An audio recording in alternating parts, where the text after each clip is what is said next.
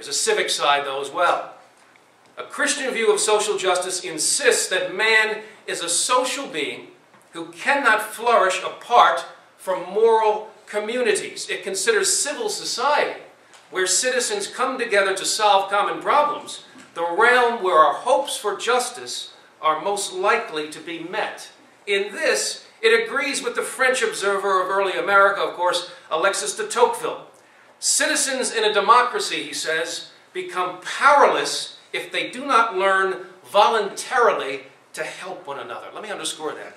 Citizens in a democracy become powerless if they do not learn voluntarily to help one another.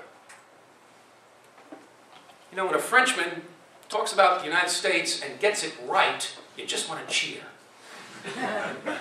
The aim of social justice, from a Christian vantage point at least, is a political and cultural order that treats its citizens with dignity, equality, fairness, and impartiality.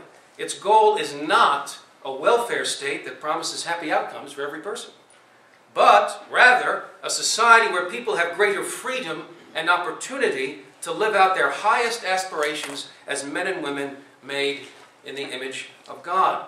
This is a distinctively American vision, a doctrine in the American creed, and yet it is a vision that is vanishing, or almost vanishing, before our eyes. We have arrived at a cultural moment in which political and religious leaders believe that social justice can only be achieved through massive government intervention in everyday life. How we got here is a complicated story, but it has involved, quite literally, a loss of faith. A loss of faith. We have discarded the Judeo-Christian ideals that once shaped our views of fairness, justice, rights, and responsibilities. My thesis is simple. Any vision of social justice that is not informed by the ideals and the institutions of the Judeo-Christian tradition is headed for corruption, decline, and tyranny. And that's the good news. Let's first dispel some myths, though, about Christianity and American culture. Myths that have helped to make a hash of this concept of social justice in the United States. Myth number one. Religious conservatives have ignored the issues of human rights in America. That's myth number one. The truth is that one of the great achievements of America's commitment to religious freedom is the creation of a vibrant civil society in which churches and synagogues have been the leaders in defending human rights and social justice. No other institutions in America have so aggressively challenged state-sponsored injustice. Go back to the 1830s. Religiously speaking, much of the nation was in the throes of a spiritual revival known as the Second Great Awakening. Politically, the U.S. government, the United States government, had begun to forcibly remove Native Americans from their homes in Georgia and elsewhere. The problem, of course, was that the Indian tribes, such as the Cherokees, owned the land. They owned the land. More than that, they'd become a nation of agrarian republicans with farms, schools, stores, and settlements. To uproot them meant that treaties would be violated and many Indians would surely perish during the relocation, which they did. Well, who stood in the way? Who stood in the way? Christian missionaries and evangelists. Christian leaders such as Jeremiah Everts fought the Cherokee removal plan for a decade.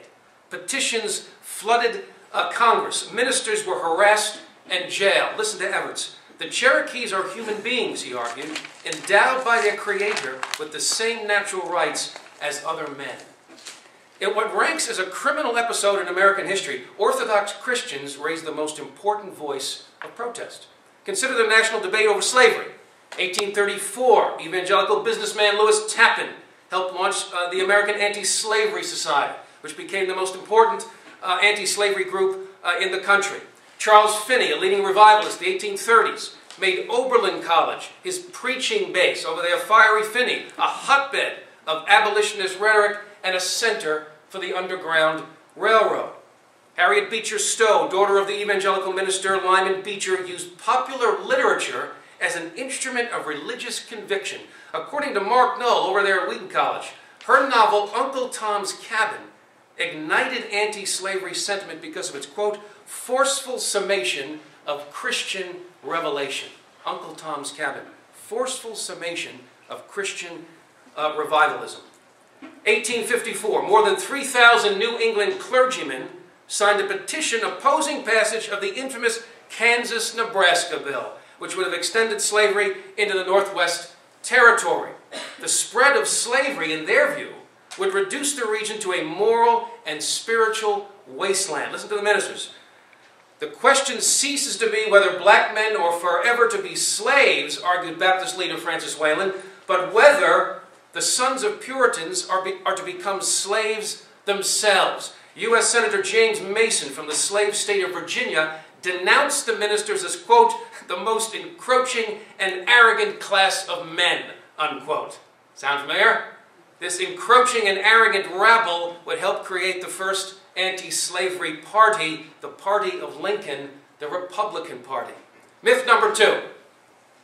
Religious conservatives have ignored issues of poverty and economic justice. On the contrary, friends, the purveyors of this myth have ignored American social history. As social thinker Marvin Olasky has written, the hard work of compassion on a national scale began over a century ago and was carried on in circumstances more squalid than the inner city streets and the barrios of today. Late 19th century, for example, thousands of orphans roamed the streets of our big cities.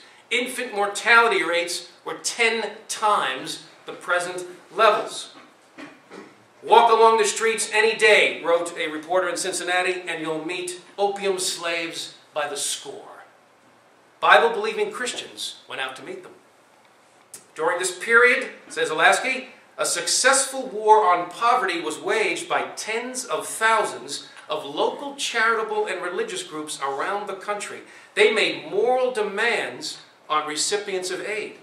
They saw family, work, freedom, and faith as central to our being, not as lifestyle options. They did not allow anyone to eat and run, says Olasky. In the 1860s, faced with perhaps 60,000 Irish children wandering in packs around New York City, philanthropist Levi Ives founded the Catholic Protectory. It would shelter over 100,000 children. The kids got more than a safe place to sleep. Every child committed to this institution will be thoroughly trained in the faith and morality of the gospel as revealed and entrusted to the Catholic Church. That was their creed. Salvation Army, imported from Britain in 1880, brought its philosophy of soup, soap, and salvation to some of the most destitute areas of the country. Within 20 years, the group had spawned over 900 chapters, which combined shelters, stores, workshops, and chapels. Its employment bureaus were placing about 4,800 people a month into jobs. Not bad. Food, shelter, medical assistance, vocational training, prison ministry, legal aid for the poor. By offering these and other services, the Salvation Army became the most comprehensive Christian outreach in the cities. Wherever they went, they brought the gospel, the good news of life in Christ, with them. Now, these and other faith-based organizations, I would argue, Olasky argues, defined the culture of caregiving in America for decades. For decades. According to historian Gertrude Himmelfarb, their emphasis on the moral and spiritual dimension to poverty gave even secular philanthropies a quasi-religious character. It was just the culture of caregiving. All of this, of course, has changed.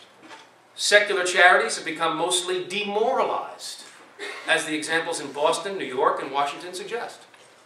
More importantly, the paradigm of government assistance, secular, top-down, bureaucratic, indiscriminate, indifferent to results, has utterly distorted the view of social justice in America. So, for example, I'm going to name a few names here, ruffle a few feathers.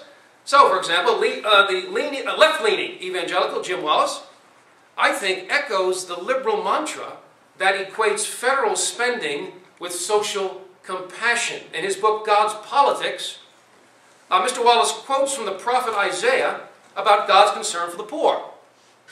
And then, in what can only be called a dazzling display of delusional exegesis, he reaches this conclusion. The starting point to check how our society measures up to Isaiah's platform is by examining our federal budget. Close quote. Isaiah's platform. When exactly did Isaiah adopt a political platform, and why does it sound so much like the Democratic Party?